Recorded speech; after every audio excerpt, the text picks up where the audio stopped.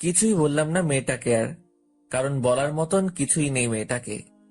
এতদিন ধরে দেখে এসেছি যে ছেলেরা মেয়ের উপরে জুলুম আর অন্যায় করে, কিন্তু আজ তার উল্টো দেখলাম। হয়েছে, এবার চলে যা তুই। আমার গাড়ি তোকে তোর বাসা অবধি ছেড়ে দিয়ে আসবে। আমি বিছানা ছেড়ে উঠে পড়লাম। মেয়েটা আমায় রুমে ছেড়ে দিয়ে চলে গেল। আমিও রুম থেকে বের হয়ে গেলাম। রুম থেকে বের হতেই দেখি বাসার সামনে গাড়ি দাঁড় করানো। ত্রিধা নামক মেয়েটা কি এই গাড়ির কথা বলেছে, যে এই গাড়ি আমায় বাসায় ছেড়ে দিয়ে আসবে? কিছুই বুঝে উঠতে পারছি না, তাই গাড়ির সামনে দাঁড়িয়ে আছি। তখনই গাড়ির ভিতর থেকে ড্রাইভার চেঁচিয়ে উঠল, এই বেটা, গাড়িতে উঠিস না কেন? তোরে কি ইনভাইট দিয়ে গাড়িতে উঠাতে হবে নাকি? লোকটার কথা শুনে বুঝে গেলাম ত্রিধা নামক মেয়েটা এই গাড়ির কথাই বলেছে। আর কিছু না ভেবে গাড়িতে উঠে গেলাম। লোকটা গাড়ি স্টার্ট করতেই সেই সুন্দরী মেয়ে ত্রিধা সজোরে চেঁচিয়ে উঠল, আই ড্রাইভার, গাড়ি থামা। ত্রিধার কথা শুনে ড্রাইভার গাড়ি বন্ধ করে দিল, আর ত্রিধা সোজা ভিতর থেকে বের হয়ে এসে ড্রাইভারের কলার চেপে ধরে। আই বেটা, তোকে কে সাহস দিয়েছে ওর সাথে এইভাবে কথা বলার? তোর সাহস তো দেখছি অনেক বেড়েছে। না কিছু বলি না দেখে পিঠে পাকনা গজিয়েছে। ম্যাম, আমার ভুল হয়ে গেছে। আজকের পরে এমন আর হবে না। আজকের মতো সাবধান করে দিলাম, পরের বার থেকে ওর সাথে যদি কোনো ধরনের বাজে ব্যবহার করিস তাহলে সোজা পিঠের চামড়া উঠিয়ে ফেলবো। মনে রাখবি, সে আমার অনেক কাছের মানুষ। মেয়েটার এমন ধারা আচরণ দেখে বেশ অবাক হলাম, কিন্তু কিছু না বলে গাড়িতে উঠে গেলাম। ড্রাইভার গাড়ি ড্রাইভ করে আমায় বাসায় ছেড়ে দিয়ে আসলো। আমি বাসায় নামতেই দেখি মুন্না দাঁড়িয়ে আছে। কি রে, তুই এতটা সময় কোথায় ছিলি? আর তোর ঠোঁটের এই অবস্থা কেন? আরে একটা সমস্যা হয়েছে, তাই সেটা সেরে আসলাম। কি সমস্যা? শহরে আসলি 2 দিন হলো না, তার মাঝে সমস্যায় জড়িয়ে গেলি? আরে না, তেমন কোনো সমস্যা না। আচ্ছা বাদ দে এখন ওসব কথা, আগে বল কলেজের কি অবস্থা। আমি অ্যাডমিশন করিয়ে দিয়েছি তোকে, কাল থেকে কলেজ শুরু করিস। আচ্ছা। বাট একটা কথা মাথায় রাখিস, কলেজে অনেক সমস্যায় পড়তে হবে তোকে। একটা মেয়ে আছে কলেজে, সে খুব ডেঞ্জারাস। আর তাছাড়া সিনিয়র কিছু আছে যারা অল টাইম র্যাগিং দেয়, তাদের থেকেও একটু সাবধানে থাকিস। আর পরোক্ষভাবে কারোর সাথে ঝামেলা করিস না। আরে সমস্যা নেই, আর আমি কার সাথে ঝামেলা করব? আমার পোশাক আশাক দেখলেই তো মানুষ আমার থেকে অনেক দূরে সরে যাবে। আমার মতন ছোট লোকের সাথে ওসব কেউ করবে না। আকাশ, তুই নিজেকে এতটা ছোট করিস কেন? হ্যাঁ, তুই কি মানুষ না নাকি? আর তাছাড়া তোর সাথে আজ 1 বছর ধরে পরিচয় আমার। আমি জানি তুই মনের দিক দিয়ে অনেক বড়, সো নিজেকে একদম ছোট করবি না। আচ্ছা ঠিক আছে। তারপর মুন্নার সাথে অনেকটা সময় বাসায় বসে আড্ডা দিলাম। তারপর সে চলে গেল। আর সবার তো মোটামুটি আইডিয়া হয়েই গিয়েছে যে আমি এই শহরে নতুন। তাহলে আসুন পরিচয়টা দিয়ে আর একটু ক্লিয়ার করে দেই। আমার নাম আকাশ মাহমুদ, অনার্স 2য় বর্ষে পড়াশোনা করছি। পরিবার বলতে কেউ নেই আমার, তবে মানুষের কাছে এটুকু শুনেছিলাম যে আমার মা আর বড় বোন নাকি বেঁচে আছে, তবে তারা কোথায় থাকে কেউ জানে না। তাদের কোনো ঠিকানাই কারোর কাছে নেই। আমি ছোট থেকে একজনের কাছে মানুষ হয়েছি। তিনি আমার মায়ের মতোই ছিলেন, কিন্তু কিছুদিন আগে তিনি মারা গিয়েছেন। তাই সেই শহর ছেড়ে এখানে চলে এসেছি, কারণ সেই শহরটা আমার জন্য যন্ত্রণাদায়ক হয়ে উঠেছিল। আর বাকি সমস্ত কিছু গল্পের সাথে থাকলেই জানতে পারবেন। সেদিনের মতন রাতটা কাটিয়ে দিলাম। পরের দিন সকালবেলা ঘুম থেকে উঠে মুন্নার অ্যাডমিশন নিয়ে দেওয়া কলেজে চলে গেলাম। যেতে যেতে মুন্নার সাথে যোগাযোগ করে নিয়েছি। সেও আমার সাথে একত্রে কলেজে যায়, কারণ সেও আমার ক্লাসমেট। মুন্না আর আমি কলেজের গেট দিয়ে ঢুকবো, ঠিক তখনই কয়েকজন ছেলে এসে মুন্নাকে ধাক্কা দিয়ে ফেলে দেয়। এই ছেলে, তাড়াতাড়ি এখান থেকে চলে যা। কলেজে নতুন মুরগি এসেছে, তাই তাকে র্যাগিং দিব। আর তুই যাতে কোনো রিয়াক্ট না করিস, তাই আগ থেকেই পানিশমেন্ট দিয়ে দিলাম। ছেলেগুলোর কথা শুনে মুন্না সেখান থেকে চলে গেল। মুন্না যেতেই ছেলেগুলো আকাশকে ঘিরে ধরলো। কি রে, ছোট লোকের বংশধর, তুই এই কলেজে চান্স পেলি কি করে রে? তোর জামা কাপড়ও তো আমাদের মতো অতটা হাই কোয়ালিটির না। আমি চুপচাপ নিচের দিকে তাকিয়ে দাঁড়িয়ে আছি। কিরে, তোর কথা কানে যাচ্ছে না? হ্যাঁ, কথার জবাব দে। আকাশ কোনো কথা না বলায় ঠাস করে আকাশের গালের মধ্যে চড় বসে দেয় সেই ছেলেটা। আকাশ থাপ্পড় খেয়েও চুপ, সে গালে হাত দিয়ে দাঁড়িয়ে আছে। যাক, সম্মান দিতে জানিস তাহলে। কথা না বলায় একটা থাপ্পড় মেরেছি, কথা বললে আরো কয়েকটা খেতি। চুপচাপ থাকায় একটাই থাপ্পড় মারলাম। তবে তুই এই কলেজে আসায় আমাদের একদিকে লাভ হয়েছে, কারণ আমরা একজন পার্সোনাল কাজের ছেলে পেয়ে গেছি। তোকে যখন তখন কাজে লাগাতে পারবো। এই, কি বলিস তোরা? হ্যাঁ দোস্ত, তুই ঠিক বলেছিস। এই শোন, আজ থেকে তুই আমাদের কর্মচারী। আমাদের জন্য সব সময় নাস্তা পানি আনা নেয়া তুই এই করবি। আর এখন শোন, আমার পা অনেক ব্যথা করছে, পাগুলো টিপে দে দেখি। ছেলেগুলোর কথা শুনে মেজাজটা চরম লেভেলের খারাপ হচ্ছে, কিন্তু কিছুই করার নেই। র্যাগিং করতে বাধা দিলে আরো সমস্যা করবে, তাই চুপচাপ ওদের কথা মেনে নিলাম। ছেলেটার পা টিপে দেওয়ার জন্য মন স্থির করলাম। ঠিক তখনই কয়েকটা মেয়ে এসে ছেলেগুলোকে বলল, এই যে শোনেন ভাইয়ারা, আপনারা ওকে কোনো ধরনের র্যাগিং দিবেন না, কারণ সে ত্রিধার অনেক কাছের লোক। ত্রিধার কাছের লোক হলে আমরা কি করব? মুরগি হাতে পেয়েছি, তাকে র্যাগিং না দিয়ে থামবো না? আর তাছাড়াও এই ছোট লোক ত্রিধার কাছের মানুষ হয় কি করে? আমরা এইসব বানোয়াট কথা বিশ্বাস করি না। ত্রিধা এসে যদি এই কথা বলে যে সে তার কাছের লোক, তাহলে আমরা তাকে ছেড়ে দিব। আচ্ছা, আমরা ত্রিধাকে বলছি। মেয়েগুলো গিয়ে তিধাকে বলে। একটু পর তিধা ছেলেপিলেগুলোর কাছে আসে। আই, তোদের সমস্যা কি রে? কোনো সমস্যা নেই আমাদের, আমরা নতুন মুরগি পেয়েছি তাই র্যাগিং দিচ্ছি। তোদেরকে একবার বললাম যে হয়নি, যে সে আমার কাছের লোক। মানে কি ত্রিধা, এই ছোট লোক তোমার কাছের কেউ? এই কথা যেন কোনো মতেই বিশ্বাস করতে পারছি না। তোদের বিশ্বাস হচ্ছে না তো? দাঁড়া, তোদের বিশ্বাস করাচ্ছি। তিধা আকাশের কাছে এসে ওকে জড়িয়ে ধরে সবার সামনে তার ঠোঁটের মধ্যে কিস বসিয়ে দেয়। এই দৃশ্য দেখে পুরো কলেজ হাঁ করে তাকিয়ে আছে আকাশ আর তিধার দিকে। পুরো কলেজের সকলকেই তাক লাগিয়ে দিছে তিধার এমন কর্মকাণ্ড। সবার চোখ জোড়া কপালে উঠে গেছে তিধার আচরণে। কিছুক্ষণ পর তিধা আকাশকে ছেড়ে দেয়। কিরে, এবার বিশ্বাস হলো তো? তিধার প্রশ্নের উত্তর দেওয়ার পরিস্থিতিতে যেন কেউ নেই, সবাই হতভম্ব হয়ে দাঁড়িয়ে আছে। কিরে, সবার মুখের বুলি কোথায় গেল? ত্রিধা, কি করে সম্ভব এমনটা? কি করে সম্ভব সেটা তো নিজের চোখেই দেখলি, তাহলে এবার ছাগলের মতো চেঁচাচ্ছিস কেন? তিধার কথা শুনে সবাই চুপচাপ হয়ে যায়, কারণ তিধার মুখের উপরে কথা বলবে এমন কারোর বুকের পাটা হয় নাই। আয় ছেলে, চল তুই আমার সাথে। তিধা আকাশের হাত ধরে টানতে টানতে একটা জায়গায় নিয়ে গিয়ে বসায়। আকাশ চুপচাপ বসে আছে। শোন, কলেজে সবাই জেনে গেছে যে তোর উপরে ত্রিধা হক জমিয়েছে। আজকের পর আর কেউ সাহস করবে না তোর সাথে বেয়াদবি করার। আর তোর গাল লাল হয়ে আছে কেন? তার মানে কি সেই ছেলেগুলো তোকে র্যাগিং দিয়েছে? আমি চুপচাপ দাঁড়িয়ে আছি, কোনো কথা না বলে। জলদি কথার আনসার না পেলে চরম রাগ উঠে আমার। প্রথমবারের মতন মাফ করে দিলাম, সো এবার বল যে সেই ছেলেগুলো কি তোকে র্যাগিং করেছে? না, র্যাগিং করেনি, কারণ র্যাগিং করার আগেই আপনার মানুষ চলে আসে। তবে থাপ্পড় মেরেছে তারা আমায়। খুব লেগেছে তাই না তোর? তুই টেনশন নিস না, ওদের কি হাল করে সেটা খালি তুই দেখতে থাক। আচ্ছা শোন, চোখটা অফ কর একটু। মেয়েটার কথা শুনে বুঝতে পারছি না যে কি করতে চাইছে সে, তবে মেয়েটার কথা মতন চোখ বন্ধ করে ফেললাম। আর সে আমার গাল দুহাত দিয়ে ধরে অনেক কয়টা চুমু এঁকে দিল গালের মধ্যে। হয়েছে, এবার যন্ত্রণা কমে যাবে তোর। আর তুই এখন সোজা ক্লাসে চলে যা, আমি কিছু সময় পরেই আসছি। ত্রিধার কথা মতন ক্লাসে চলে গেলাম। মনের মধ্যে এক ধরনের তুফান বইছে। কি চায় ত্রিধা আমার কাছে? কেন সে আমার সাথে এমন অদ্ভুত আচরণ করে? হাজারটা প্রশ্ন ঘুরপাক খাচ্ছে ভিতরে, কিন্তু এর কোনো উত্তরই যেন মনে হয় আমি পাবো না।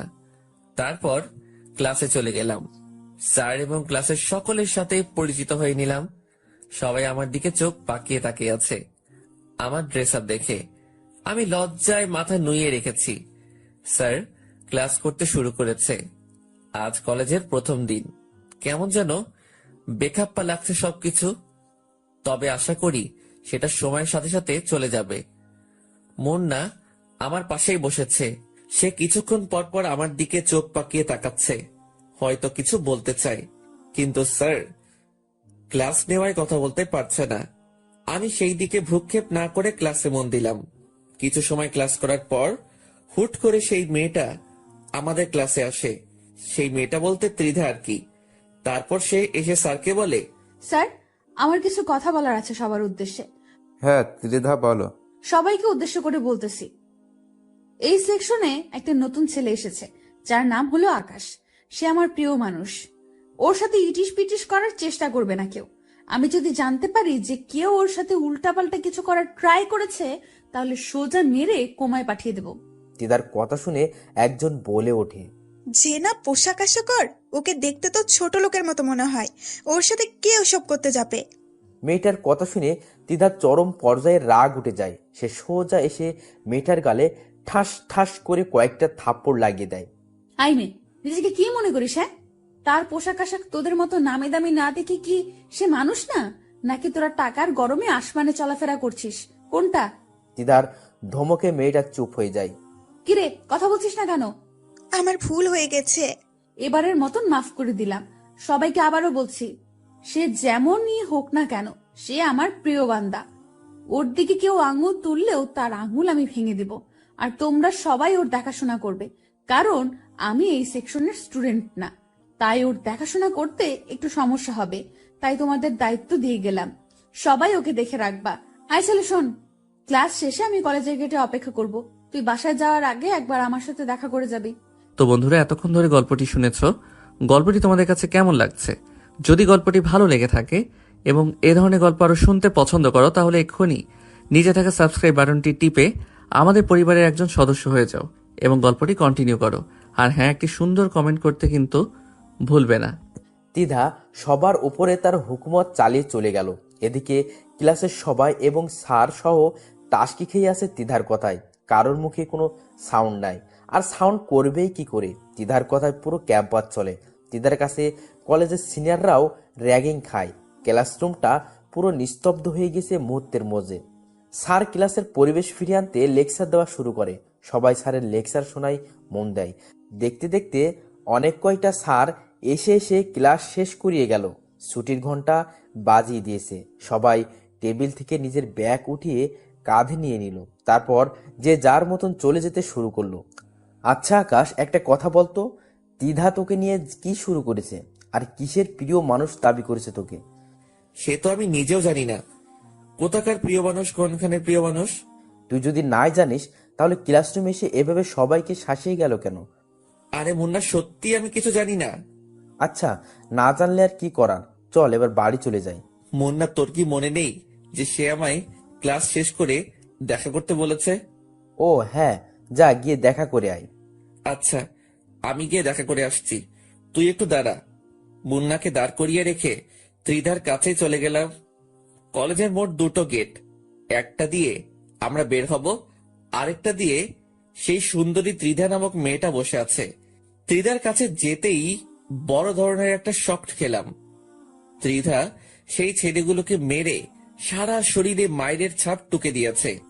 শুধু তাই নয়, ছেলেগুলোর শরীরে কোনো কাপড়ই নেই, শুধু আন্ডারওয়্যার পরে সবাই লাইন ধরে দাঁড়িয়ে আছে। কি হলো তো তোদের শাস্তি? বলেছিলাম না ওদের অবস্থা আমি খারাপ করে দেব। সো দেখ, দিয়েছি ওদের অবস্থা খারাপ করে। তোর গালে থাপ্পড় দেওয়ার ফল ওরা পেয়েছে। মেয়েটার কথা শুনে বুকটা ধড়ফড় করছে। কি করে সম্ভব এসব? সে কলেজের সবার উপরে নিজের হুকুম মতো চালাচ্ছে। কেউ ভয়ে তার মুখের উপরে একটা কথাও বলছে না। সবকিছু যেন মাথার উপর দিয়ে যাচ্ছে আমার। কিরে, কথা বলছিস না যে? আচ্ছা থাক, কথা বলতে হবে না। তুই একটা কাজ কর, তুই গা থেকে শার্টটা খুলে ফেল। ত্রিধার কথা শুনে চমকে উঠলাম। কি সব বলছে এই মেয়ে আমাকে? আমি চুপ করে দাঁড়িয়ে আছি। কিরে, কথা কানে জানি তোর? তোকে বলেছি গা থেকে শার্টটা খুলতে। আমার অনেক লজ্জা লাগছে। প্লিজ আমাকে এভাবে শাস্তি দিয়েন না। আমি কোনো ভুল করে থাকলে আপনি আমার গায়ে হাত তুলতে পারেন। আকাশের কথা শুনে তিধা এবার সেই রকমের রেগে যায়। সে আকাশের কলার ধরে এক টান দিয়ে তার শার্ট ছিঁড়ে ফেলে। কথা বেশি বলিস যে, এটা তার ফল। ভালোই ভালোই আমার কথা শুনলে এমনটা করতে হতো না আমাকে। সো এবার দেখি, আমার কাছে আয়। আমি ঠাই সেখানে দাঁড়িয়ে আছি, লজ্জায় মাথা কাটা যাচ্ছে মতন অবস্থা। আশেপাশে যারা ছিল সবাই আমার দিকে চোখ পাকিয়ে তাকিয়ে আছে। তুই কি আমার কাছে আসবি নাকি আবার অন্য পন্থা অবলম্বন করতে হবে আমাকে? ত্রিধার এমন কথা শুনে তাড়াতাড়ি ওর কাছে চলে গেলাম। না হয় এবার কি করে বসবে কে জানে। তার কাছে যেতেই সে আমার কোমরে তার 2 হাত দিয়ে পেঁচিয়ে ধরলো। তারপর বুকের মাঝখান বরাবর পাগলের মতন চুমু খেতে শুরু করলো।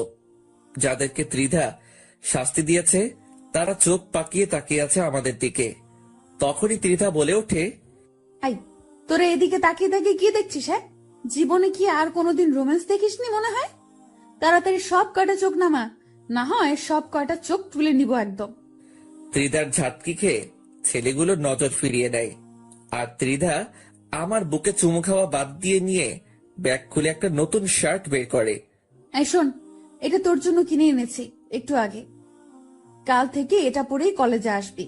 আর একটা প্যান্টও এনেছি, কাল থেকে ওসব পরে ক্লাস করবি। পুরনো জামা কাপড় আর পরবি না। এনে প্যান্ট, আর শার্টটা তোকে আমি পরিয়ে দিচ্ছি। তারপর ত্রিধা আমায় নিজের হাত দিয়ে শার্টটা পরিয়ে দেয়। আমার ভিতরে যেন প্রবল বেগে তুফান বইছে। মেয়েটা কেন এসব করছে? সে আমার কাছ থেকে কি চায়? এই ছেলে, এত কি ভাবছিস? হ্যাঁ, ত্রিধার কথায় হুঁশ ফিরে আসে। না না, কিছু না। কিছু না হলেই ভালো। এবার দেখি, আমার পাশে এসে বস। চুপচাপ তার পাশে গিয়ে বসলাম। তার পাশে বসতেই সে রোমান্টিক ভাবে আমার কাঁধে মাথা রেখে হেলান দিয়ে বসে। মেয়েটার আচরণ দেখে আমি যেন কোনো এক শূন্য মহাশয়ে ভাসছি, যেখানে কোনো কিছুর অস্তিত্ব নেই, যেখানে আছে শুধু এই মেয়ের আশ্চর্যজনক ভালোবাসা। আচ্ছা শোন না, ওদেরকে কি মাফ করে দিব? আমি তো জানি না, ওদের বিষয়ে আপনি না ভালো বলতে পারবেন। আই, তোকে বলতে বলেছি, সো তুই বলবি। আচ্ছা আচ্ছা, মাফ করে দিন। আই, তোরা চলে যা, তোদের মুক্তি মিলে গেছে। আমার প্রিয় তোদেরকে মাফ করে দিতে বলেছে। ত্রিধার কথা শুনে ছেলেগুলো চলে গেল। শুধু আমি আর ত্রিধা সেখানে বসে আছি।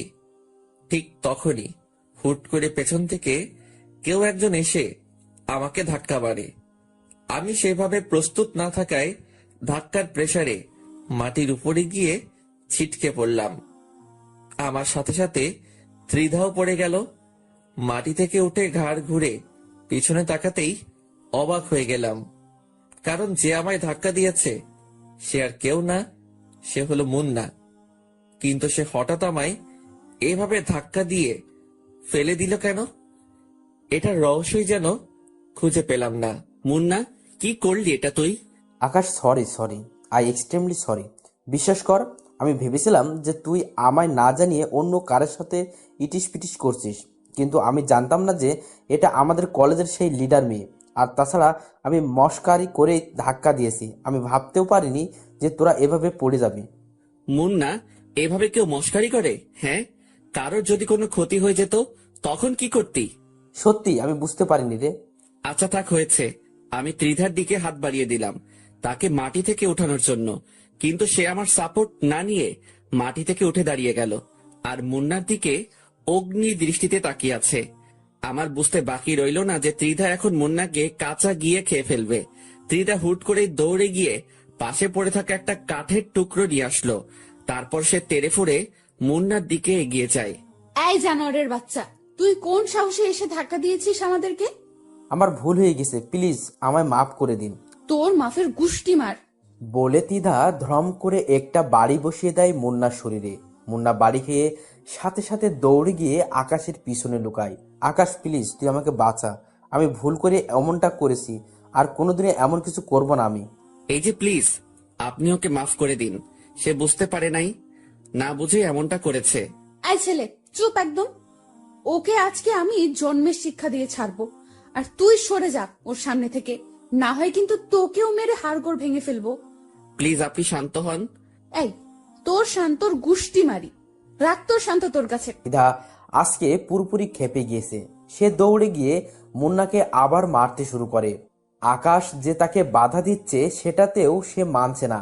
সে মুন্নাকে মারতে মারতে মাটিতে ফেলে দেয়। ত্রিধার এমন রাগ দেখে আকাশের বুঝতে বাকি নেই যে আজ খারাপ কিছু ঘটবে। না, মেয়েটাকে থামানো দরকার, কিন্তু কি করে থামাবো তাকে? মাথায় যেন কিছুই কাজ করছে না, মাথায় পুরো জটলা পেকে গেছে। তৎক্ষণাৎ আর কিছু না পেয়ে ত্রিধাকে পেছন থেকে গিয়ে ঝাপটে জড়িয়ে ধরলাম। 2 হাত দিয়ে তাকে পেঁচিয়ে নিয়ে শক্ত করে জড়িয়ে ধরেছি। মেয়েটার সারা শরীর আগুনের মতন হিট হয়ে আছে। এই ছেলে, তুই আমাকে ছেড়ে দে। ওকে না খেলালে আজকে শান্তি আমার লাগবে না। না, আমি আপনাকে ছাড়বো না। প্লিজ, আপনি আগে শান্ত হন। মেয়েটাকে নিজের শরীরের সমস্ত শক্তি দিয়ে জড়িয়ে ধরেছি, কিন্তু সে আমার থেকে ছাড়া পাওয়ার আপ্রাণ চেষ্টা করছে। কিন্তু আমি তো তাকে ছাড়বো না। তবে সেও নাছোড়বান্দা, সেও তার কাজ চালিয়ে যাচ্ছে। শেষমেশ আর কিছু না পেয়ে ত্রিধার ঠোঁট জোড়ায় নিজের ঠোঁট বসিয়ে দিলাম। এবার সে শান্ত হয়ে গেল। অন্যদিকে মুন্নাকে হাত দিয়ে ইশারা করে চলে যেতে বলতেছি। সে আমার ইশারা মতন সেখান থেকে চলে যায়। এদিকে ত্রিধা পুরো পাগল হয়ে গিয়েছে। তার মাথা থেকে মায়ের ভূত তো নেমেছে, কিন্তু আরেকটা ভূত চেপে ধরেছে তাকে। তাকে আমি অনেকক্ষণ যাবৎ ছাড়ার চেষ্টা করছি, কিন্তু সে আমার ঠোঁট জোড়া নিজের আয়ত্তে নিয়ে রেখেছে। তার থেকে কোনোভাবেই নিজেকে ছাড়াতে পারছি না। সে আমার ঠোঁটের অবস্থা 12টা বাজিয়ে দিয়েছে। সে হুট করেই আমার ঠোঁটের মধ্যে নিজের দাঁত বসিয়ে দিয়ে পরে ছেড়ে দেয়। তার ধারালো দাঁত আমার ঠোঁট পুরো ক্ষত করে দিয়েছে। সেই ক্ষতটা থেকে চুইয়ে চুইয়ে রক্ত পড়তে শুরু করে। আমি অবাক চোখে ত্রিধার দিকে তাকিয়ে আছি। এই ছেলে, এইভাবে তাকিয়ে থেকে কোনো লাভ নেই। সবে মাত্র তোর ঠোঁটে স্পর্শ করেছি, এখনো তোর সারা শরীর বাকি আছে। ধীরে ধীরে তোর সারা শরীরেই স্পর্শ করব আমি। তোর সারা শরীর আমার, শুধু তোর শরীর না, পুরো তুইটাই আমার। আচ্ছা শোন, এখন বাসায় চলে যা তুই। আমার একটা কাজ আছে, আমি সেটা সেরে বাসায় যাব। আমি সেখান থেকে সোজা বাসায় চলে আসলাম। মনে মনে খালি একটা কথাই বাড়ি খাচ্ছে, এই মেয়েটা কি কোনো ভ্যাম্পায়ার নাকি? না, হয়তো এমনটা কেন করে সে? না দেখি এর শেষ কোথায় হয়। তারপর বাসায় এসে ফ্রেশ হয়ে নিলাম। তারপর খাবারটা শেষ করে বিছানায় গা এলিয়ে দিয়ে ফেসবুকিং করছি। হঠাৎ এই নিউজ ফিডের একটা পোস্ট সামনে এলো। অনেক কয়টা ছেলেকে নাকি একইভাবে মেরে গাছের সাথে লটকে রেখেছে রংবাজ নামক কোন একটা গ্যাংয়ের ছেলে পেলে। এই নিউজ দেখে বুকের ভিতরে ছ্যাত করে উঠল। এই রংবাজ গ্যাং আবার কোথা থেকে উৎপত্তি হলো? এদের কি খেয়ে দিয়ে কোনো কাজ নাই নাকি? তোর মূর্খ সব কয়টা। এসব বিষয়ে আমি নাক না ঘামালেও চলবে। তারপর কিছুটা সময় ফেসবুকিং করে ঘুমিয়ে গেলাম। বিকাল বেলায় ঘুম থেকে উঠতেই মুন্না ফোন দিল। আকাশ, ধন্যবাদ রে আমাকে ওই মেয়ের হাত থেকে বাঁচানোর জন্য। তুই না থাকলে সেই মেয়ে আজ আমাকে মেরেই ফেলতো। আরে বাদ দে ওসব কথা। বন্ধু বন্ধুর বিপদে না আসলে কিসের কি? হ্যাঁ সেটাই। আচ্ছা শোন, কোথায় আছিস তুই? কোথায় থাকবো আবার, বাসাতেই আছি। আচ্ছা আমি আসছি, তুই বাসায় এই থাক। আচ্ছা। তারপর ফোন রেখে দিয়ে উঠে হাত মুখ ধুয়ে নিলাম। তারপর বসে বসে মুন্নার অপেক্ষা করছি। একটু পর এই দরজায় কড়া নাড়ালো কেউ। উঠে গিয়ে দরজা খুলে দিলাম। দরজা খুলতেই দেখি ত্রিধা দরজার সামনে দাঁড়িয়ে আছে। ত্রিধাকে দেখে বিশাল রকমের একটা শক খেলাম।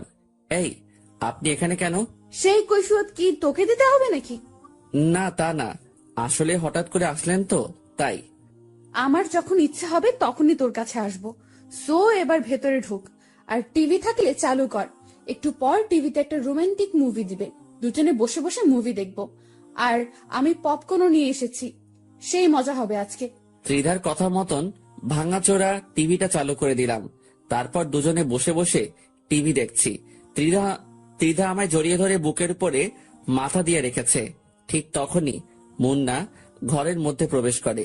ত্রিধা আসায় সেই যে দরজা খুলেছি আর লাগাইনি। মুন্না আসার সময় হাতে করে নাস্তা নিয়ে এসেছিল। সে ত্রিধাকে দেখে নাস্তাগুলো সেইভাবেই ঘরের মধ্যে ফেলে রেখে এক দৌড়ে ঘর ছেড়ে পালিয়ে যায়। আই বেয়াদব ছেলে, ওই ছেলে তোর বাসায় কেন এসেছে? সে আমার বন্ধু হয়, তাই এসেছে। তো এইভাবে দৌড়ে পালালো কেন? আপনাকে দেখে। যা, ওকে গিয়ে ধরে নিয়ে আয়। ওকে ধরে এনে আমার সামনে হাজির কর। ত্রিধার কথা মতন বাসা থেকে বের হয়ে মুন্নাকে ফোন দিলাম। এই মুন্না, কই তুই? তোকে ত্রিধা বাসায় আসতে বলেছে, তাড়াতাড়ি বাসায় আয়। আকাশ, আমায় কি মেরে ফেলার প্ল্যান করছিস নাকি তোরা? আরে কি সব বলছিস? হ্যাঁ, তোকে আমরা মেরে ফেলতে যাব কেন পাগল? ত্রিধা তোকে ওর সামনে নিয়ে যেতে বলেছে। সো তুই বাসায় আয়, আর তোর কিছুই হবে না, আমি আছি, তুই আমার উপরে ভরসা রাখতে পারিস। আচ্ছা, আসছি। কিছুক্ষণ পর মুন্না বাসায় আসে, তাকে নিয়ে ত্রিধার কাছে গেলাম। আই, এই যে শোন, তোর বেয়াদবির শাস্তি তোকে ভালোভাবে দিতে পারিনি, সো এখন তুই আমাদের জন্য কফি বানা কিচেনে গিয়ে। আমি আর আকাশ বসে বসে মুভি দেখব। আমি তো কফি বানাতে পারি না। পারিস কি পারিস না সেটা তোর ব্যাপার। তোকে বলেছি কফি বানিয়ে আনতে, সো কফি বানিয়ে আন, না হয়তো তোর রক্ত কফির মগে নিয়ে পান করব। দিদার কথা শুনে মুন্না তাড়াতাড়ি কফি বানাতে চলে যায়। অন্যদিকে আকাশ গিয়ে তিধার পাশে চুপ করে বসে পড়ে। কিরে, তোর সমস্যাটা কোথায়? কই, কিসের সমস্যা? তুই এভাবে বসেছিস কেন? শুরুতে কি এভাবে বসেছিলি? না। তাহলে আগের মতো আমায় জড়িয়ে ধরে বস। ত্রিধার কথা মতন ওকে আবার জড়িয়ে ধরলাম। সেও আমায় জড়িয়ে ধরে বুকের মধ্যে মাথা রাখলো। ভিতরে কেমন যেন এক ধরনের তুফান বইছে। মনে হচ্ছে যেন নিজের প্রিয় মানুষটাকে বুকে জড়িয়ে নিয়ে রেখেছি, কিন্তু সত্যি তো এমনটা না। কারণ ত্রিধার চাওয়া পাওয়া কি সেটাই বুঝতে পারছি না। এসব নিয়ে ভাবছিলাম, তখনই মুন্না কফি বানিয়ে নিয়ে এলো।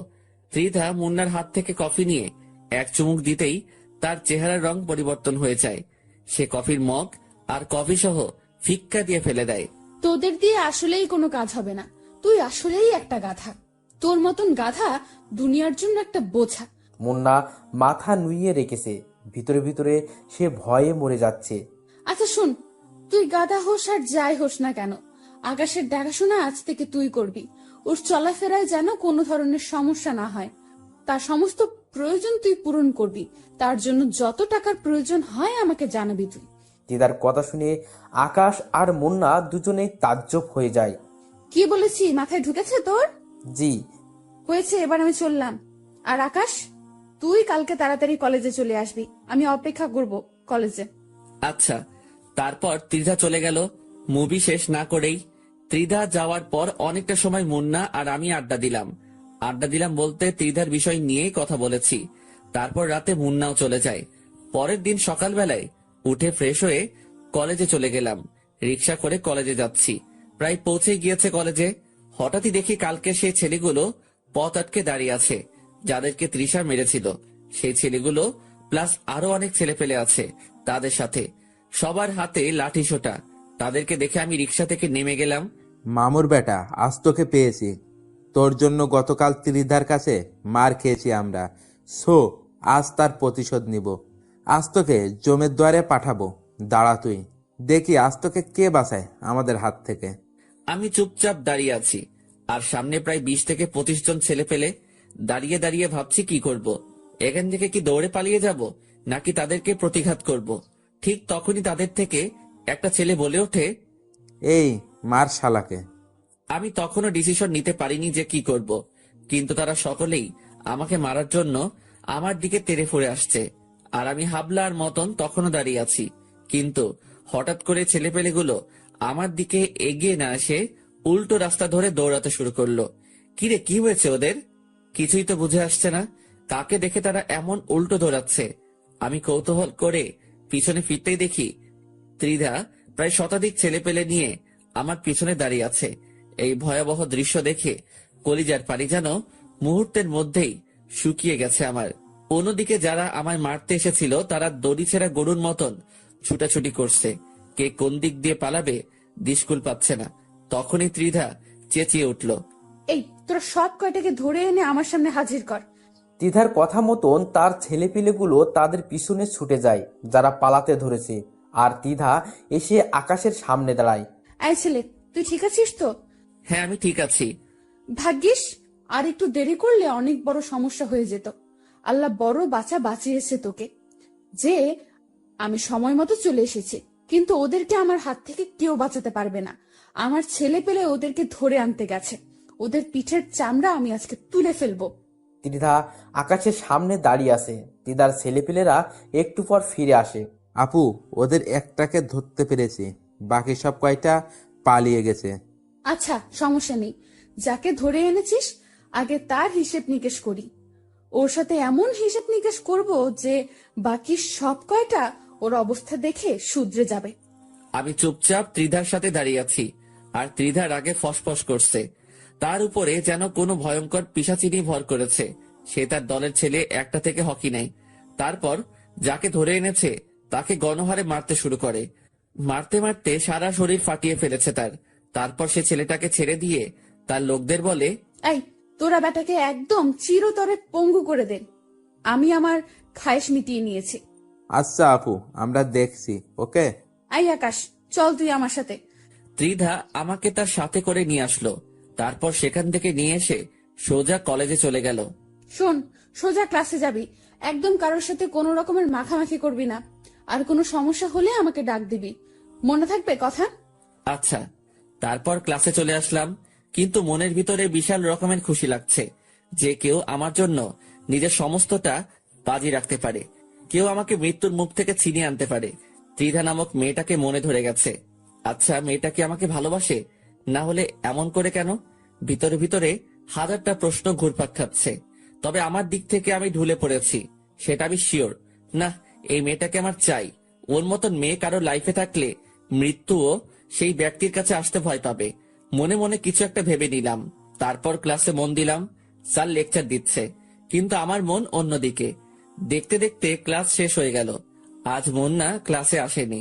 আমি চুপচাপ ক্লাস শেষ করে বের হয়ে গেলাম। ক্লাস থেকে বের হতেই দেখি ত্রিধা অনেক কয়েকজন মেয়ের সাথে গেটের সামনে বসে আছে। সে আমাকে দেখতে পেয়েই ডাক দিল, আয় আকাশ, এদিকে আয়। আমি সোজা চলে গেলাম তার কাছে, গিয়ে তার পাশে চুপচাপ বসে পড়লাম।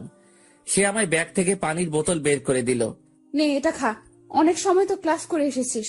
আমি ভদ্র ছেলের মতন পানির বোতলটা হাতে নিয়ে গটগট করে সবটা খেয়ে ফেললাম। ত্রিধার সাথে মেয়েগুলো আমার দিকে তাকিয়ে আছে। আয় ছেলে, তুই এতগুলো পানি খেলি কোন কারণে? নাস্তাগুলো খাবি কি করে এখন? আমি চুপচাপ মেয়েটার দিকে তাকিয়ে আছি। এইভাবে তাকিয়ে লাভ নেই। পানি খেয়েছিস তো খেয়েছিস, নাস্তা শেষ করার আগে যদি উঠেছিস তাহলে সোজা খবর করে দেব। নে খা, হা কর এবার। আমি তাজ্জব হয়ে গেলাম মেয়েটার কথায়। হা করে তাকিয়ে আছি মেয়েটার দিকে। সত্যি, মেয়েটাকে যত দেখছি ততই অবাক হচ্ছি। কি রে, কথা কানে যায়নি তোর? কি বলেছি আমি? আমি তাড়াতাড়ি হা করলাম।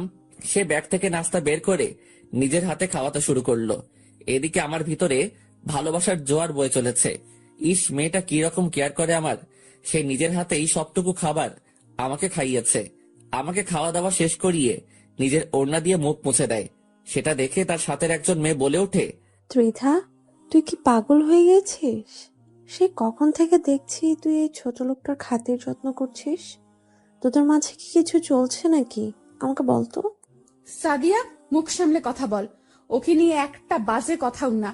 আর তার সাথে আমার কিছু চলছে কি চলছে না তা দিয়ে তোদের কাজ কি? বাপরে, তুই তো দেখি অনেক পরিবর্তন হয়ে গেছিস ত্রিধা। এই ছেলে কি এমন জাদু করেছে তোকে, তুই আমাদের সাথে এভাবে কথা বলছিস? সাদিয়া, আবারও বলছি, মুখ সামলে। আর তোরা এখন যা এখান থেকে, ওর সাথে আমার কিছু কাজ আছে। ওকে, ঠিক আছে, চলে যাচ্ছি। কিন্তু মনে রাখিস, এই ছেলে তোর মান ইজ্জত ডুবাবে। সেটা সে সময় দেখা যাবে, এখন তোরা যা তো। আমি ত্রিধার ব্যবহার দেখে হা করে তাকিয়ে আছি তার দিকে। যেই মেয়ের এত পাওয়ার, সেই মেয়ে আমার মতন একটা ছেঁচড়ার পিছনে ঘুরছে। শুধু তাই নয়, সেই মেয়ে আমার জন্য তার ফ্রেন্ডদেরও পিছু দিতে দুবার ভাবিনি। তার মানে কি মেয়েটা সত্যি আমাকে ভালোবাসে, না এটার পিছনে কোনো ধরনের চক্র চলছে? কে জানে। না, এটা যাচাই বাছাই আমাকে করতেই হবে। আই ছেলে, কোথায় হারিয়ে গেলি তুই? না, কোথায় হারাবো? দেখি, আর একটু কাছে এসে বস, আমি একটু নেশা করব। মেয়েটার কথার আগামাথা কিছু বুঝলাম না, তবে আমি তার সামনে গিয়ে বসেছি। সে হুট করেই ঠোঁট জোড়ায় স্পর্শ করে বসে। মেয়েটার এমন ধারা কাজ দেখে বুঝতে বাকি রইল না যে সে এটাকেই নেশা বলেছে। মেয়েটা চুমু খেয়ে চলেছে, কিন্তু আজ আমিও চুপ নেই। আমিও আজ তার সাথে সাড়া দিচ্ছি। এতদিন সে আমায় প্রেসার দিয়ে আমার ঠোঁটে স্পর্শ করেছে, কিন্তু আমি কোনো সাড়া দেইনি। কিন্তু আজ কেন জানি তার উল্টো করলাম। আজ তার মোহে পড়ে গেছি। পাগলের মতন চুমু খাচ্ছি দুজন দুজনকে, কিন্তু হুট করে সে আমাকে ধাক্কা দিয়ে সরিয়ে দিল। আই ছেলে, বাসায় চলে যা তুই। না, আমি যাব না। যাবি না মানে? আমি আপনাকে জড়িয়ে ধরবো। কি পাগল হয়ে গেছিস মনে হয়? না, আমার মতন মাথায় সিট তোরও নড়ে গেছে। সে যাই হবে হোক, আমি জড়িয়ে ধরবো। কথা যেটা বলেছিস সেটাই। সোজা এখন বাসায় চলে যাবি তুই। আচ্ছা আচ্ছা ঠিক আছে, যাচ্ছি আমি। তারপর চলে আসতে ধরলাম সেখান থেকে, কিন্তু মেয়েটা আমার পিছন থেকে ডাক দিল। আয় আকাশ, শোন। দৌড়ে চলে গেলাম তার কাছে। নে, জড়িয়ে ধর একটু, তারপর সোজা বাসায় চলে যাবি। ত্রিধার কথা শুনে খুশিতে নাগিন ড্যান্স দিতে ইচ্ছে করছে। তাড়াতাড়ি ত্রিধাকে জড়িয়ে ধরলাম। কিছুক্ষণ জড়িয়ে ধরে সেখান থেকে চলে আসলাম। ত্রিধার কথা মতন সোজা বাসায় এসেছি। বাসায় এসে সেভাবে শুয়ে পড়লাম। শরীর অনেক ক্লান্ত লাগছে আজকে, আর তাছাড়া খেয়েই তো এসেছি, সেভাবে ঘুমিয়ে পড়লাম। এক ঘুমে মাগরিবের সময় উঠেছি। ঘুম থেকে উঠে হালকা পাতলা ফ্রেশ হয়ে নিলাম, তারপর পড়তে বসলাম। কিন্তু পড়ায় মন বসছে না। ভিতরে খালি একটাই জিনিস সেট হয়ে আছে, সেটা হলো ত্রিধা।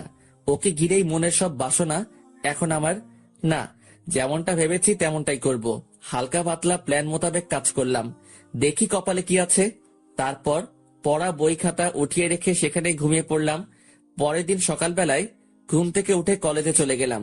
গিয়ে দেখি মুন্না গেটের সামনে দাঁড়িয়ে আছে, কিন্তু ত্রিধাকে কোথাও দেখলাম না। হয়তো এখনো আসেনি।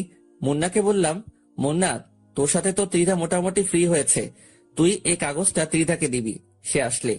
আমি ক্লাসে চলে গেলাম, কারণ আমার লজ্জা করছে কাগজটা দিতে, না হয় আমিই দিতাম। কি আছে এতে আকাশ? আরে তেমন কিছু না, তুই খালি এটা ওর হাতে দিলেই হবে। দেখিস উল্টোপাল্টা কিছু হলে কিন্তু পরে আমাকে কেলাবে। আরে না, কিছুই হবে না, সে একটু পরেই আসবে। তুই এটা দিয়ে সোজা ক্লাসে চলে আসবি, আমি ক্লাসে আছি। মুন্নার হাতে কাগজটা দিয়ে ক্লাসে চলে গেলাম। অনেকটা সময় ধরে ক্লাসের ভিতরে অপেক্ষা করছি, কিন্তু মুন্না আসছে না। ঠিক তখনই অনেক কয়টা ছেলে ক্লাসের ভিতরে ঢুকে পড়ে। তারপর তারা আমার কাছে এসে আমার কলার ধরে টানতে টানতে ক্লাসরুমের বাহিরে নিয়ে যায়। আমি কিছুই বুঝে উঠতে পারছি না যে কি হচ্ছে। তারা আমাকে ক্লাসরুম থেকে বের করে কলেজ মাঠে নিয়ে গিয়ে ইচ্ছে মতন মারতে শুরু করে। এই, তোমরা আমাকে মারছো কেন? তোমরা কি জানো যে ত্রিধা যদি একবার এই খবর পায় তাহলে তোমাদের কি অবস্থা হবে? আকাশের কথা শুনে ছেলেপিলেগুলো হাসতে শুরু করে। হা হা হা হা হা। হাসালি ভাই তুই? ত্রিধা আপু তোকে মারতে পাঠিয়েছে, বলেছে তোকে মেরে তোর হাত পা ভেঙে ফেলতে। কি? ত্রিধা আমায় মারতে তোমাদের পাঠিয়েছে? হ্যাঁ, তিনি তোকে মারতে পাঠিয়েছে। আকাশ ছেলেপিলেগুলোর কথা শুনে চমকে ওঠে। ঠিক সেই সময় তিদা সেখানে আসে। কি রে কুকুরের বাচ্চা, তোর সাথে একটু ভালো ব্যবহার করেছি বলে তুই ধরে নিয়েছিস যে আমি তোকে ভালোবাসি? হ্যাঁ, আপনি তো আমাকে ভালোই বাসেন, না হয়তো আমার কেয়ার করতেন না। আকাশের কথা শুনে তিধা আরো ক্ষেপে যায়। সে পা থেকে জুতো খুলে আকাশের গালে ইচ্ছে মতন অনেক কয়টা বাড়ি বসিয়ে দেয়। ছ্যাঁচড়ার বাচ্চা, সেসব কোনো ভালোবাসা ছিল না। সেসব আমি একজনের সাথে বাজি ধরে করেছি। বাজি বলতে একটা গেম খেলছিলাম, সেখানে আমি ডেয়ার নেওয়ায় আমার ফ্রেন্ড আমাকে বলে যে তুই চোখ অফ কর, তারপর চোখ খোলার পর ফার্স্ট যাকেই চোখের সামনে দেখতে পাবি তাকেই পটিয়ে দেখাতে হবে। তার থেকে প্রেমের প্রপোজাল নিতে হবে। সেদিন চোখ খোলার পর তুই সামনে চলে এসেছিস, তাই তোর থেকে প্রপোজাল পাওয়ার জন্য এসব করতে হয়েছে আমাকে।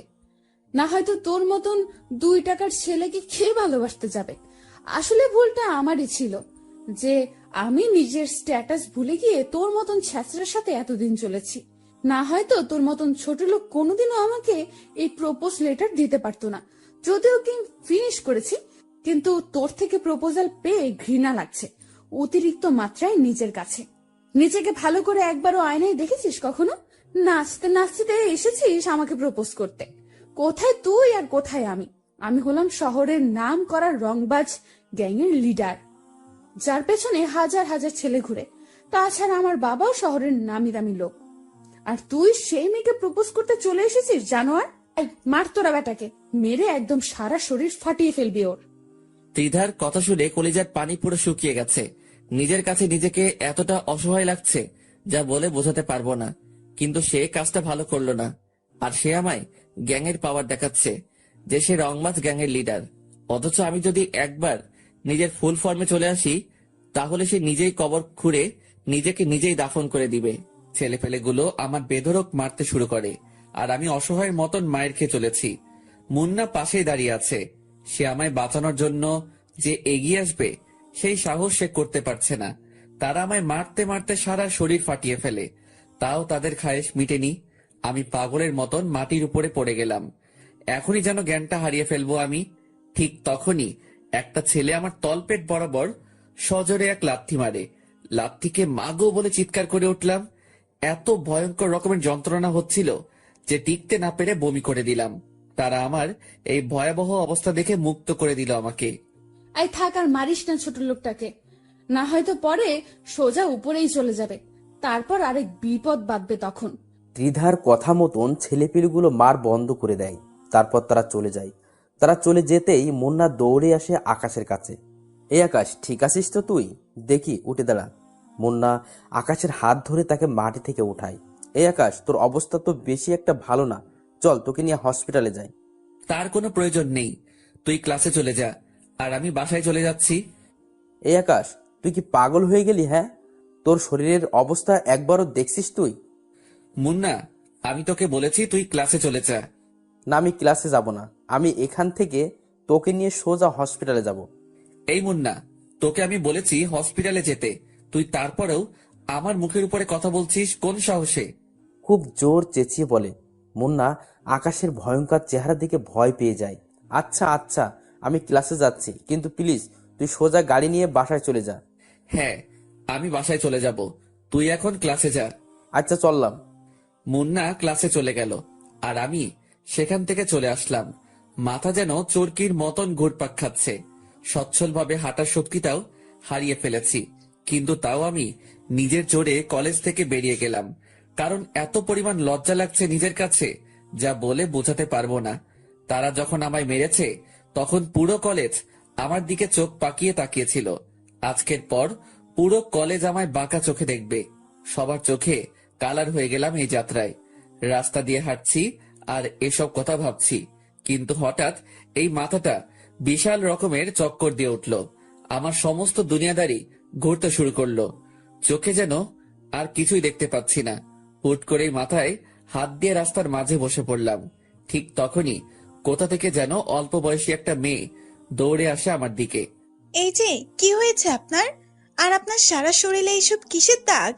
আমার মাথা অনেক ঘুরছে আর এসব চোট পেয়ে হয়েছে। দেখি, চলুন আপনি আমার সাথে, পাশেই আমার বাসা, সেখানে কিছুটা সময় রেস্ট নিয়ে বাসায় চলে যাবেন না হয়। ইস, কতখানি লেগেছে আপনার। মেয়েটার কথা শুনে ভিতরটা ফেটে যাচ্ছে, কারণ সেও মেয়ে আর ত্রিধাও একটা মেয়ে। এই মেয়ে আর ত্রিধার ভিতরে আকাশ পাতাল ব্যবধান। কেউ মেরে মানুষের ভিতরটাকে জখম করে দিচ্ছে, আর কেউ সে মানুষটাকে বাঁচানোর জন্য হাই হতাশ করছে। মেয়েটা আমায় ধরে ধরে তার বাসায় নিয়ে গেল, তারপর আমায় রুমের মাঝে নিয়ে গিয়ে সোফায় বসিয়ে দিল। পরে সে ভিতরে গেল। এদিকে আমার যন্ত্রণা আরো বেড়ে গেছে, আর টিকে থাকতে পারলাম না। সেইভাবেই জ্ঞান হারিয়ে ফেললাম। 3 দিন পর জ্ঞান ফিরে এসেছে। জ্ঞান ফিরে আসতেই দেখি আমি বিছানার উপরে শুয়ে আছি, আর পাশে সেই মেয়েটা আরেকজন মহিলা বসে আছেন। সম্ভবত মেয়েটার মা উনি। এখন কেমন লাগছে বাবা তোমার? জি ভালো। আজ 3 দিন পর তোমার জ্ঞান ফিরেছে। এই 3 দিনে কতটা টেনশন হচ্ছিল জানো? কি 3 দিন পর আমার জ্ঞান ফিরেছে মানে? হ্যাঁ বাবা, আমার মেয়ে তোমার বাসায় নিয়ে আনার পর। তো বন্ধুরা, এতক্ষণ ধরে গল্পটি শুনেছো। গল্পটি তোমাদের কাছে কেমন লাগছে? যদি গল্পটি ভালো লেগে থাকে এবং এ ধরনের গল্প আরো শুনতে পছন্দ করো, তাহলে এক্ষুনি নিচে থাকা সাবস্ক্রাইব বাটনটি টিপে আমাদের পরিবারের একজন সদস্য হয়ে যাও এবং গল্পটি কন্টিনিউ করো। আর হ্যাঁ, একটি সুন্দর কমেন্ট করতে কিন্তু ভুলবে না। এই তুমি জ্ঞান হারিয়ে ফেলেছো, আর আজ এই তোমার জ্ঞান ফিরেছে। মহিলাটার কথা শুনে চোখ কপালে উঠে গেল। আজ 3 দিন আমি অচেতন। কি থেকে কি হচ্ছে এসব? আচ্ছা বাবা, তোমার এমন অবস্থা কি করে হলো? আসলে কি বলবো, লজ্জার কথা, তবুও বলছি। আমি একজনকে ভালোবাসতাম, কিন্তু সে আমার সাথে গেম খেলেছে। তার এই গেম সম্পর্কে আমার ধারণা ছিল না। যখন আমি তাকে নিজের ভালোবাসার ইজহার করি, তখন সে লোক দিয়ে আমায় বেধড়ক পিটুনি দিয়েছে। মানুষের মনুষ্যত্ব বলতে কি কোনো কিছুই নেই নাকি? আসলে দুনিয়াটা আজ খারাপ মানুষদের দখলে। এই যে আমার মেয়েটাকে দেখেছো? তার বাবাকেও আমি ভালোবেসে বিয়ে করেছিলাম, কিন্তু সে আমার পুরো দমে মেরে দিয়েছে। পরিশেষে না পেরে তাকে ছেড়ে দিয়ে চলে এসেছি। কিন্তু মানুষটা নাকি কিছুদিন আগে মৃত্যু হয়েছে। তার মৃত্যুর খবর শুনে আমার বিন্দু পরিমাণ আফসোস হয়নি, কারণ সে তার পাপের ফল পেয়েছে। বাবা, তুমি চিন্তা করিও না। যে তোমার সাথে খারাপ আচরণ করেছে সেও সঠিক সময়ে তার শাস্তিটা পেয়ে যাবে। হয়তোবা পাবে। আচ্ছা বাবা, তোমার বাসা কোথায়? আর কে কে আছেন তোমার বাসায়? আমার বাসা এই শহরেই। একাই থাকি এই শহরে। আর পরিবার বলতে কেউ নেই। আমি একাই পরিবারের সদস্য। তবে হ্যাঁ, একজন আমায় ছোট থেকে লালন পালন করেছে, কিন্তু তিনি মারা গিয়েছেন কিছুদিন আগে। আগে অন্য শহরে ছিলাম, কিন্তু তিনি মারা যাওয়ার পর এই শহরে চলে আসি। এখানকার একটা কলেজে অ্যাডমিশন নিয়েছে। ইসরে, অনেক কষ্ট হয় চলতে তোমার, তাই না? না আন্টি, তেমন কিছুই না। আচ্ছা, এবার আমার যাওয়া উচিত, কারণ এমনিতেই অনেক ঝামেলায় ফেলে দিয়েছে আপনাদেরকে। এই ছেলে, একদম নড়বে না বিছানা থেকে। কিসের কষ্ট? হ্যাঁ, তুমি আমার ছেলেরই মতো। সো কোথাও যাবে না এখন তুমি। যতদিন তুমি সুস্থ হবে না ততদিন তুমি এখানেই থাকবে। মা বয়সী মানুষটার কথা শুনে হা করে তাকিয়ে আছি। দুনিয়ায় সত্যি ভালো মানুষ আছে। আচ্ছা শোনো, আমি কিছু খাবার এনে দিচ্ছি, তুমি সেগুলো খেয়ে নাও, কারণ আজ 3 দিন ধরে তুমি না খাওয়া। তিনি আমার জন্য খাবার আনতে চলে গেলেন, আর তিনার মেয়েটা আমার পাশে বসে আছে। আচ্ছা, আপনি মনে হয় মানুষটাকে অনেক ভালোবাসতেন, তাই না? হ্যাঁ। সত্যি মানুষটা অনেক বেশি কষ্ট পাবে এই ব্যবহারের জন্য। অবশ্যই সে বুঝবে একদিন। এইভাবেই কয়েকটা দিন কেটে গেল বাড়ির মানুষগুলোর সাথে। মানুষগুলো সত্যি অনেক ভালো। আমায় সুস্থ করার জন্য তারা আপ্রাণ চেষ্টা করেছে। আজ একটু সুস্থতা অনুভব করছি। সেসব কিছুর ক্রেডিটই এই দুটো মানুষের। এসবের মাঝে আমার ফোনটা কোথায় যেন হারিয়ে ফেলেছি। ঠিক তখনই আন্টির মেয়ে এসে আমায় ফোনটা দিল হাতের মধ্যে। আপনি এই ফোনটা পেলেন কোথায়? আপনাকে বাসায় এনেছিলাম যেই দিন, সেদিন আপনার পকেট থেকে ফোনটা সোফায় পড়ে যায়। পরে আমি সেটা সামলে রাখি। ধন্যবাদ। মেয়েটার হাত থেকে ফোনটা নিলাম। ফোনটা অফ হয়ে আছে। পাওয়ার বাটন ক্লিক করে ফোনটা ওপেন করলাম। ফোন ওপেন করতেই দেখি মুন্নার প্রায় 2 শতাধিক কল। এটা দেখে মাথায় আবার চক্কর দিয়ে উঠল। আচ্ছা এই যে শোনেন, আমার না একটু বের হতে হবে, কারণ আমার ফ্রেন্ড আমায় না পেয়ে হতাশ হয়ে আছে। আচ্ছা, আমি আম্মুকে বলছি। মেয়েটা গিয়ে তার আম্মুকে বলল তার মা আকাশের কাছে আসে। এই ছেলে, কোথায় যাবে তুমি? আমার একটু কলেজে যেতে হবে, কারণ আমার ফ্রেন্ড অনেক চিন্তা করছে আমার জন্য। আচ্ছা ঠিক আছে, কিন্তু কলেজ থেকে সোজা আবার এখানে ফিরে আসবে। আর তুমি যাওয়ার সময় সাথে করে তিন্নিকে নিয়ে যাবে, কারণ তোমার অবস্থা ভালো না। তিন্নি সেই মেয়েটার নাম যে আকাশকে তার বাসায় এনেছে। আচ্ছা। তারপর তিন্নিকে সাথে নিয়ে কলেজে চলে গেলাম, আর মুন্নার নাম্বারে মেসেজ করে বললাম কলেজ মাঠে আসতে। যদিও সে এখন কলেজে থাকবে, কারণ এখন কলেজ টাইম। কলেজে গিয়ে অপেক্ষা করতে লাগলাম মুন্নার জন্য। একটু পর মুন্না ক্লাসরুম ছেড়ে বের হয়ে আসলো। এই আকাশ, এতদিন কোথায় হাওয়া হয়ে গেছিলি তুই? তোর বাসায় গিয়ে খোঁজ করে এসেছি, কিন্তু তোর কোনো খোঁজ পাইনি। আর তাছাড়া নাম্বারে তো কতবার কল দিয়েছি তা আল্লাহ জানে। আরে ছিলাম এক জায়গায়। আচ্ছা বাদ দে এখন সব কথা। কি খবর বল? হ্যাঁ, আছি কোনো রকম। তোর কি অবস্থা? আর তোর পাশে কি উনি? আমি ভালো আছি। আর সে হবে একজন। ছাড় ওনার কথা। চল কোথায় গিয়ে বসে কথা বলি। তারপর মুন্না আর আমরা সহ কলেজের গন্ডিতেই একটা বড় গাছ আছে, সেটার নিচে গিয়ে বসলাম। তারপর সেখানে বসে অনেকটা সময় কথাবার্তা বললাম। আচ্ছা থাক মুন্না, তুই আজকের মতন চলে যাই। কালকে থেকে আবার কলেজ রানিং করব। আচ্ছা ঠিক আছে। মুন্নাকে বিদায় দিয়ে আমি আর তিন্নি চলে আসতে ধরলাম। ঠিক তখনই দেখি গেটের সামনে ত্রিধা দাঁড়িয়ে আছে অনেক কয়টা মেয়ের সাথে। সে আমাকে দেখে হা করে তাকিয়ে আছে আমার দিকে। আমি তাকে দেখেও না দেখার ভান করে মাথা নুয়ে বের হয়ে গেলাম, কিন্তু সে পিছন থেকে এসে আমার শার্টের কলার ধরে টান দিল।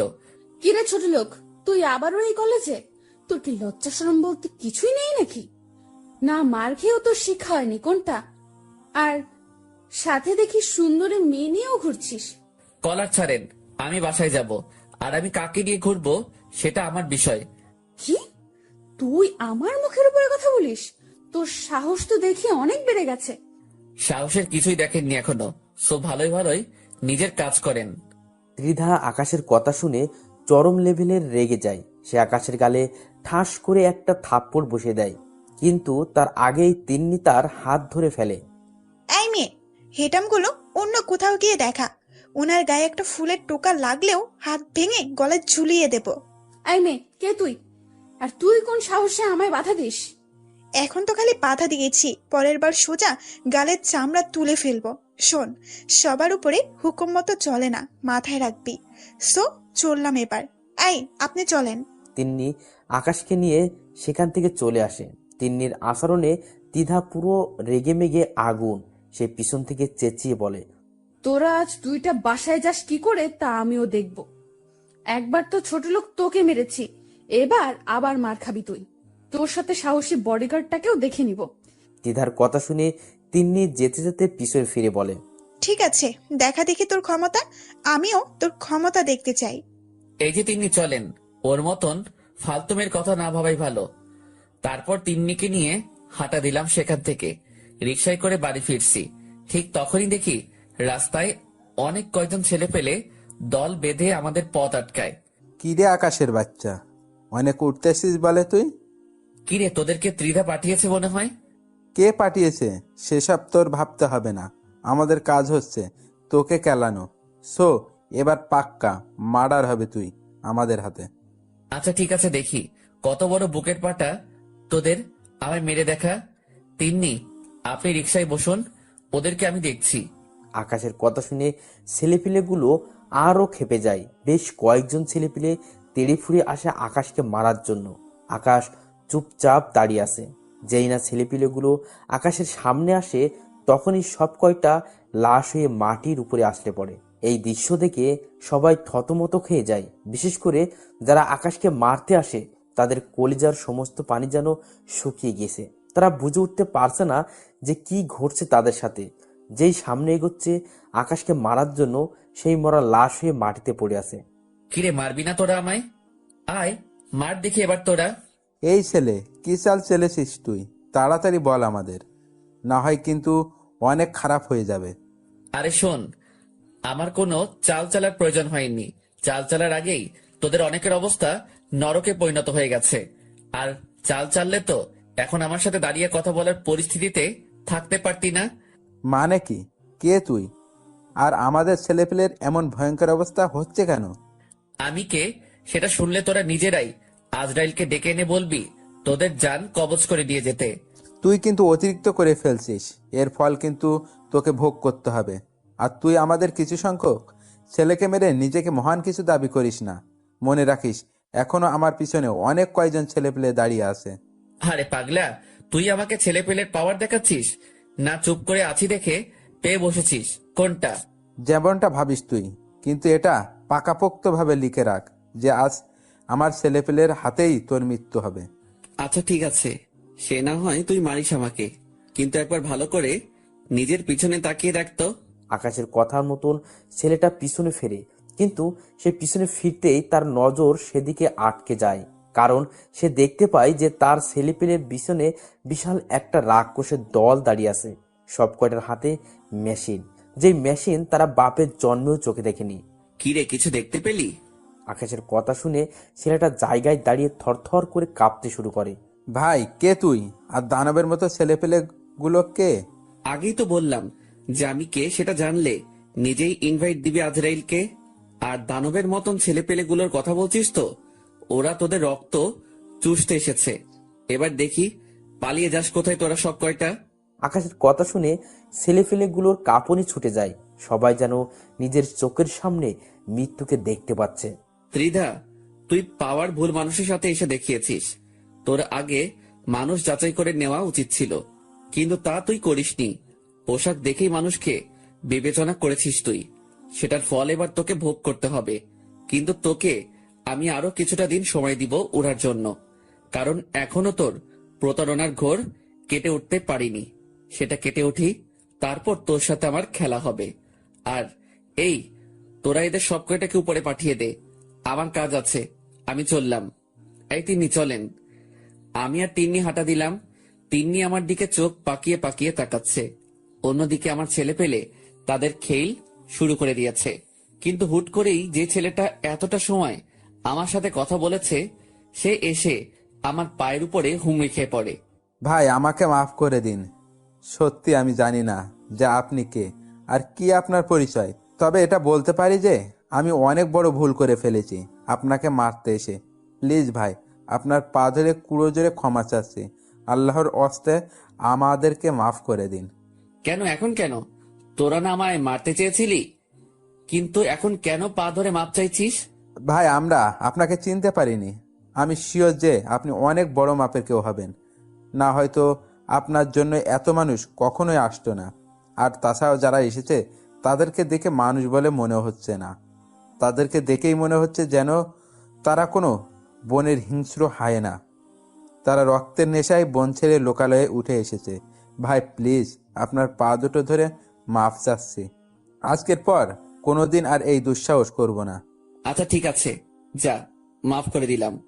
কিন্তু কিন্তু কি কিন্তু ভাই? একটা শর্তে মাফ করব। ভাই, আপনি একবার মুখ ফুটে বলেন, খালি আমরা আপনার সব শর্তে রাজি।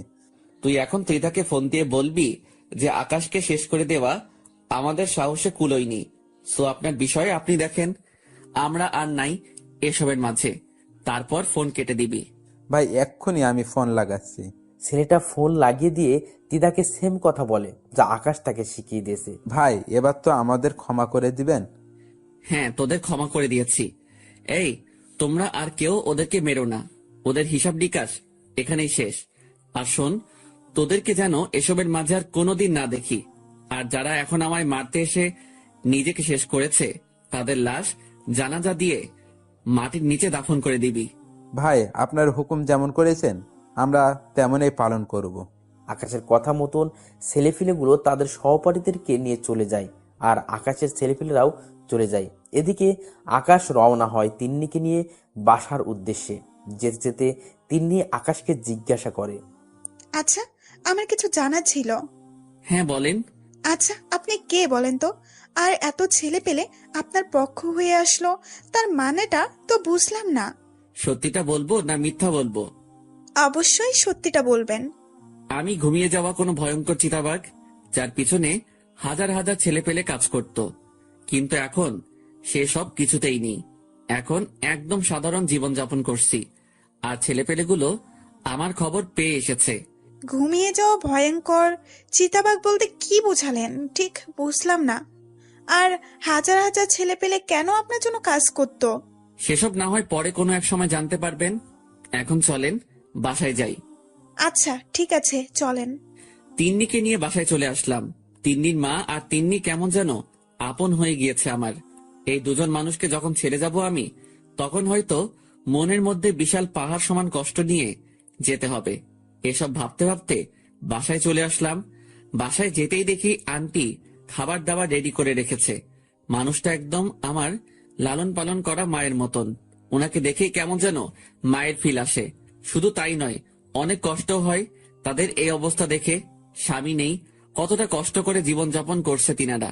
মনে মনে ঠিক করে নিলাম যে এখান থেকে যাওয়ার আগে ওনাদের জন্য কিছু একটা করে যাব। বাসায় এসে ফ্রেশ হয়ে খেতে বসলাম। আন্টি খাবার বেড়ে দিচ্ছে। আন্টি, আপনি আর তিন্নিও আমাদের সাথে খেতে বসেন। না বাবা, অনেক কাজ আছে, সেসব শেষ না করে খাওয়া দাওয়া করা হবে না। আরে বাদ দিন না কাজ, আগে আমার সাথে খেয়ে নিন দুটো করে, পরে না হয় কাজ শেষ করবেন। দরকার হয় আমিও আপনার কাজে সাহায্য করব। বাবা সত্যি, তুমি লক্ষ্মী একটা ছেলে। তোমায় কে গর্ভে ধরেছে জানি না, তবে বড়াই করে বলতে পারি যে সেই মা সার্থক। হয়েছে, এবার তো খেতে বসুন। হ্যাঁ বাবা, বসছি। এই তিন্নি, খেতে আয় তুই, আজ তিনজন মিলে একসাথে খাবো। সবাই মিলে একসাথে খেতে বসলো। এভাবেই দেখতে দেখতে ওনাদের সাথে দিনটা কাটিয়ে দিল আকাশ। পরের দিন সকালে উঠে কলেজে চলে গেলাম। কলেজে যেতেই দেখি ত্রিধা গেটের সামনে দাঁড়িয়ে আছে। সে হয়তো আমার জন্যই অপেক্ষা করছিল এতটা সময়। আমি কলেজের গেট দিয়ে প্রবেশ করতেই সে আমার কলার ধরে টেনে কলেজের এক সাইডে নিয়ে যায়। জায়গাটা অনেক নীরব, কলেজের কারোর তেমন যাতায়াত নেই এই পথে। সে আমায় সেখানে নিয়ে গিয়ে হুট করে আমাকে ধাক্কা দিয়ে মাটির উপরে ফেলে দেয়। কিরে, তুই আমার ছেলে পেলেকে শাসিয়েছিস কোন সাহসে? নেতা হয়ে গেছিস তুই? হ্যাঁ, তুই আমায় চিনিস বেয়াদবের বাচ্চা? আমার আশেপাশে দাঁড়ানোর যোগ্যতাও তো তোর নেই, ছোট লোক কোথাকার। আমার বাবা শহরের নামি দামি লোক, আর তুই এসে আমার সাথে টক্কর নিস? আকাশ দিদার কথা শুনে মুচকি মুচকি হাসছে, কিন্তু ত্রিধার রাগ উঠে যায় আকাশের আচরণে। সে আকাশের বুকে পাড়া দিয়ে তার কপালে পিস্তল ঠেকিয়ে ধরে। অন্যদিকে আকাশ মাটিতে অসহায়ের মতন পড়ে আছে, তার যেন প্রাণভোমরা মুখ দিয়ে বের হয়ে যাবে মতন অবস্থা। ত্রিধার শরীরের সমস্ত শক্তি দিয়ে আকাশের বুকে পাড়া দিয়ে ধরেছে। ত্রিধা, তুমি কি আমায় মেরে ফেলবে? হ্যাঁ, মেরে ফেলতে চেয়েছিলাম, কিন্তু এখন কেন যেন মারতে ইচ্ছে করছে না তোকে। তবে কারণটা হয়তো তুই ভালো করে জানিস, যে তোর ঠোঁটজোড়া দেখলে আমি আর নিজেকে সামলে রাখতে পারি না। তো এখন কি করবে তুমি? মারলে একদম চিরতরে মেরে ফেলো তুমি আমায়। প্লিজ আমায় বাঁচিয়ে রেখে যন্ত্রণাগুলো আরো লাঘব করে দিও না। এই ছেড়ে, আমি কি করব সেটা তুই আমার উপরে ছেড়ে দে। তবে এখন তোর উপরে অত্যাচার করব আমি, আর তুই আমাকে তুমি করে বলছিস কোন সাহসে? আকাশ তিধার কথা শুনে চুপ হয়ে যায়, আর তিধা পিস্তল কোমরে গুজে আকাশের উপরে ঝাঁপিয়ে পড়ে। সে আকাশের ঠোঁট জোড়ায় নিজের ঠোঁট বসিয়ে দিয়েছে। মুহূর্তের মধ্যেই যেন তিধার হায়নার রূপ ধারণ করে নিয়েছে। সে আকাশের ঠোঁট কামড়ে ক্ষত বিক্ষত করে দিয়েছে। শুধু তাই নয়, আকাশের গলায় বুকে তার ভয়ঙ্কর দাঁতগুলোকে বসিয়ে দেয়। তিধা আকাশের যেই অঙ্গে স্পর্শ করেছে সে অঙ্গ থেকেই চিরচির করে রক্ত বেরোচ্ছে। এদিকে আকাশ তিধার এই ভয়ঙ্কর আচরণ সহ্য করতে না পেরে যন্ত্রণায় ছটফট করতে করতে জ্ঞান হারিয়ে ফেলে। তিধা আকাশের এমন অবস্থা দেখে তাড়াতাড়ি তাকে ছেড়ে দেয়। তারপর ব্যাগ থেকে পানি বোতল বের করে আকাশের উপরে ছিটিয়ে দেয়। অনেকক্ষণ পর আকাশের জ্ঞান ফিরে আসে। সে আবার আকাশের উপর ঝাঁপিয়ে পড়ে। আজ তোর ধৈর্যের বাহিরে গিয়ে তোর উপরে অত্যাচার করব। কিন্তু আকাশ এবার আর চুপ করে থাকে না। সে শরীরের সমস্ত শক্তি দিয়ে তিধাকে ধাক্কা মারে। তারপর মাটি থেকে উঠে দাঁড়িয়ে যায়, আর তিধা ধাক্কার টাল সামলাতে না পেরে মাটির উপরে গিয়ে আছড়ে পড়ে। এই শরীর খেকর বংশধর, তুই নিজেকে কি মনে করিস? হ্যাঁ, বলেই ঠাস ঠাস করে কয়েকটা থাপ্পড় বসিয়ে দিলাম। অনেক অত্যাচার করেছিস, তাই এটা তোর প্রাপ্য। আর তোকে শুরুতেই বলেছি আমায় মেরে ফেল, কিন্তু তুই আমায় মারিসনি, বরং আমার কষ্ট আরো বাড়িয়ে দিয়েছিস।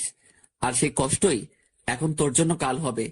আজ তুই দেখবি আমার আসল রূপ। বলেই শরীর থেকে শার্টটা খুলে ফিক্কা দিয়ে মাটির উপরে ফেলে দিলাম। তারপর ত্রিধার উপরে ঝাঁপিয়ে পড়লাম অট্টহাসি একটা দিয়ে। হা হা হা হা হা।